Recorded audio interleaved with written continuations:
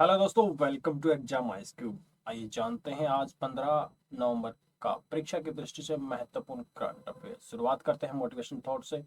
बढ़ते चलो जहां तक ये जिंदगी ले जाए, अपनी सक्सेस की कहानी को नए अंदाज में लिखते चले जाएं। शुरुआत करते हैं आज के पहले प्रश्न से।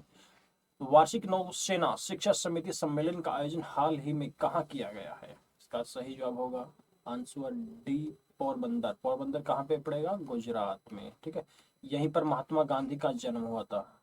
गांधी जी का जन्म कहाँ हुआ था? पोरबंदर में। ठीक है, गांधी जी का जन्म। आइए और कुछ और डिटेल देखते हैं। इसकी अध्यक्षता किसने की? अध्यक्षता की थी वाई वाई एडमिरल कृष्णा ने। ठीक है, वाई एडमिरल कृष्णा ने। बाकी ऐसा कुछ सम्मेलन, बस ये ध्यान रखना है कि नौसेना शिक्षा समिति सम्मेलन, नौसेना शिक्षा समिति सम्मेलन कहाँ हुआ था? गुजरात के पोरबंदर में। अब अगले प्रश्न की तरफ चलते हैं। दुनिया की पहली चिकनगुनिया वैक्सीन को किस देश द्वारा विकसित किया गया है? बहुत इंपॉर्टेंट क्वेश्चन, बहुत ही वीवीआईपी क्वेश्चन। मार्क कर लीजिए, इसका आंसर होगा सी, फ्रांस। इस टीके, ये टीका है, टीके का नाम है इक्सचिक। वेलनेवा कंपनी ने बनाया है। दोनों वर्ड बहुत इंपॉर्टेंट है। ठीक है, वेलनेवा कंपनी ने बनाया है। और तीसरा क्या है कि ये इंजेक्शन के माध्यम से होता है। टीका दो प्रकार का होता है, एक तो है ओरल ओरल टीका, और एक होता है इंजेक्शन। ठीक है, इंजेक्शन। इंजेक्शन मतलब जो सुई के माध्यम से लगाया जाता है, सुई के माध्यम से लगाया जाता है, तो वो होता है इंजेक्शन। तो ये कौन सा टाइप है? ये ओरल है ना, सॉरी, ये इंजेक्शन है। ओरल कौन सा था? जैसे पोलियो का जो होता है, पोलियो वाला वैक्सीन जो हम पीते हैं, वो भी एक इंजेक्ट वो होता है, वो टीका ही होता है। ठीक है, तो वेलनेवा कंपनी ने बनाया है इस इंजेक्शन को। और इक्सचिक नाम है, अमेरिका ने इसको मान्यता दे दी है। चिकनगुनिया का विश्व में पहला वैक्सीन। चिकनगुनिया होता है किससे? संक्रमित मच्छर के काटने से होता है। तो बहुत ही वीवीआईपी क्वेश्चन, इसको आप कहीं पर भी अंडरलाइन कर लीजिए, पूछा ही पूछा जाएगा। तीसरे प्रश्न के ऊपर चलते हैं। हाल ही में सरकार ने घोषणा की है कि समय पर ऋण चुकाने वाले दिव्यांग व्यक्तियों को ब्याज दर में कितने प्रतिशत की छूट दी जाएगी? कितने प्रतिशत की छूट दी जाएगी ब्याज में? इसका सही जवाब बताइए। दिव्यांग व्यक्तियों को पूछ रहा है, अगर वो टाइम पे ऋण का भुगतान कर दे तो इसका सही आंसर होगा ए। ठीक है, और ये दिव्यांग विभाग से संबंध, दिव्यांगों से रिलेटेड जो भी स्कीम्स वगैरह होती हैं, वो कौन इम्प्लीमेंट करता है, कौन जारी करता है, कौन बनाता है? सामाजिक न्याय और अधिकारिता मंत्रालय ये बनाता है। ठीक है, तो 1% की छूट दे दी है कि जैसे दिव्यांगजनों को, हैंडीकैप्स को जो लोन उन्होंने लिया, अगर वो टाइम से भर देते हैं तो 1% की छूट उनको दे दी जाएगी। बहुत अच्छा कदम है सरकार का इन लोगों की हेल्प करने के लिए।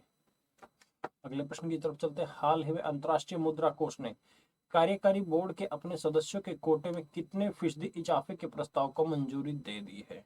मतलब जो उनके पास अभी कोटा है, आईएमएफ और जो वर्ल्ड बैंक, आप समझते ही होंगे। आईएमएफ में जो कोटा है, पैसे के जो जमा कराने का कोटा, वो है, उसमें कितने प्रतिशत की बढ़ोतरी? मान लीजिए कोई पहले 100 रुपये जमा कर सकता था, तो अब वो कितने रुपए जमा कर सकता है?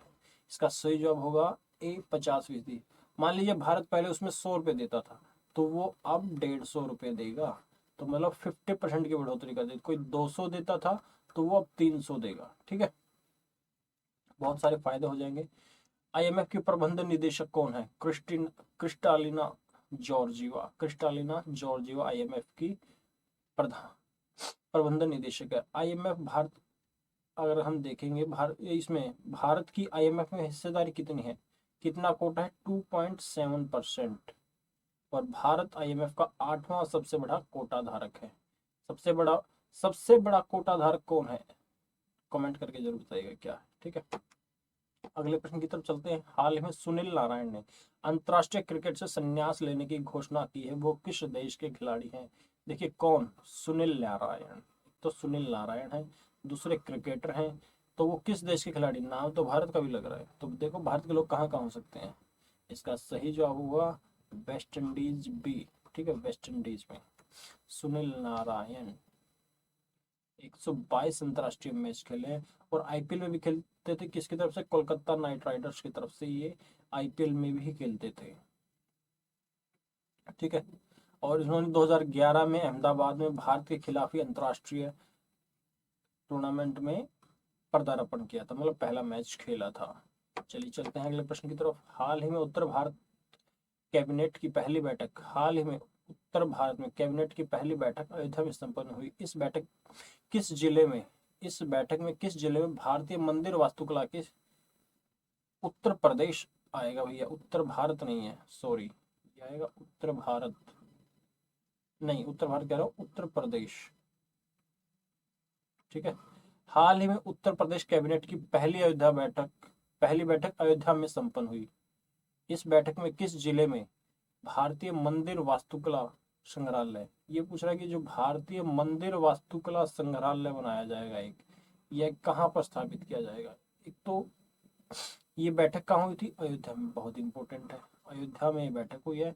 और एक कला संग्रहालय बनाने का प्रस्ताव पास किया, भारतीय मंदिर वास्तुकला संग्रहालय, तो ये कहाँ बनाया जाएगा, ये भी अयोध्या में ही बनाया जाएगा, ठीक है। अयोध्या का पूर्व नाम क्या था, पूर्व नाम था फैजाबाद।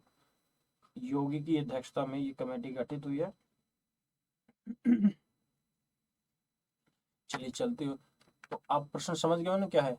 भारतीय मंदिर वास्तुकला संग्रहालय कहाँ बनाया जाएगा, अयोध्या में। अगले प्रश्न को चलते हैं। हाल ही में पूर्व प्रधानमंत्री डेविड कैमरन को ब्रिटेन में किस पद पर नियुक्त किया गया है।